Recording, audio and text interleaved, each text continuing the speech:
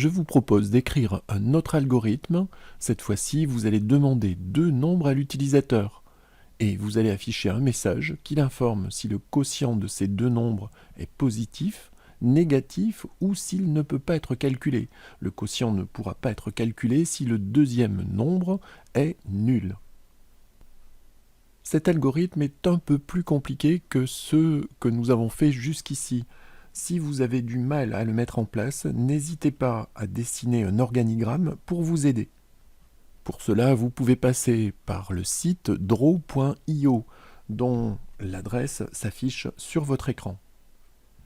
C'est à vous de coder. Allez-y, vous pouvez arrêter la vidéo, la correction sera juste après.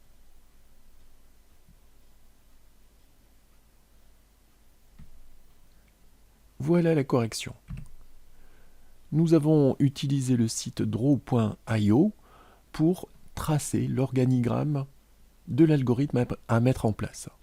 Dans un premier temps, nous allons demander à l'utilisateur d'entrer le numérateur et lire le numérateur dans la variable numère, puis d'entrer le dénominateur. La valeur entrée sera enregistrée dans la variable denom. Est-ce que denom est nul? Si oui, le résultat ne peut pas être calculé car le dénominateur est nul. C'est ce message que nous allons afficher. Dans le cas contraire, est-ce que le numérateur et le dénominateur sont positifs ou est-ce que le numérateur et le dénominateur sont négatifs? Si c'est le cas, le quotient sera positif. Ce message sera affiché. Dans le cas contraire, le quotient sera négatif. Nous allons transformer cet organigramme en un algorithme dans AlgoBox. Commençons par déclarer deux nouvelles variables. La variable numère pour le numérateur qui sera de type nombre et la variable denom qui sera également de type nombre. Nous allons demander à l'utilisateur d'entrer le dénominateur. Nous créons une nouvelle ligne, puis nous affichons le message « Entrez le numérateur ». Le numérateur sera lu dans la variable numère.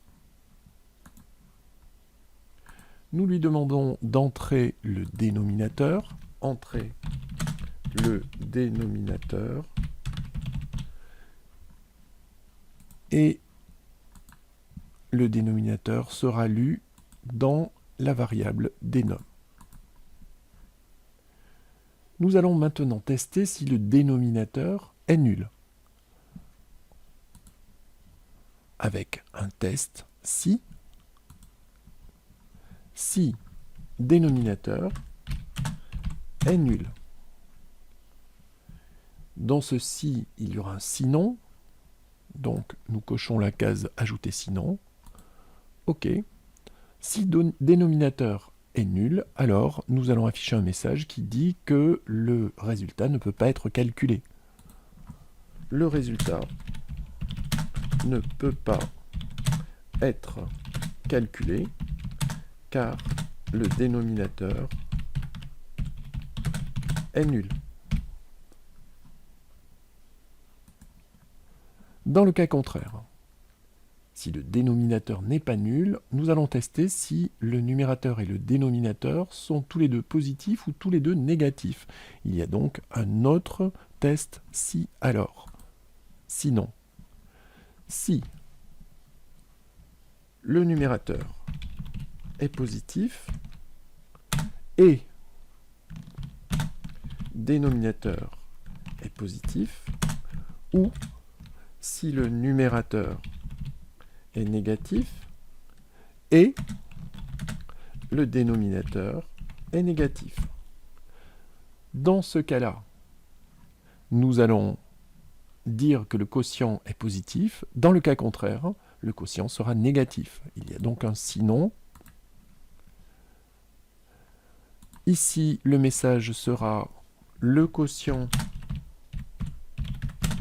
est positif. Et dans le cas contraire, le quotient sera négatif. Le quotient est négatif. OK. Vérifions que cet algorithme fonctionne. Je teste l'algorithme.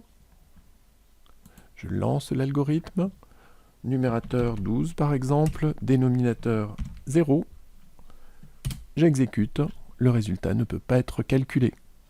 Je lance à nouveau l'algorithme. 12 et 5.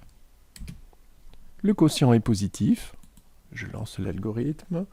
Moins 4 et moins 2. Le quotient est positif et je vais maintenant tester un dernier cas. Un numérateur par exemple négatif et un dénominateur positif. Le quotient est négatif. L'algorithme fonctionne.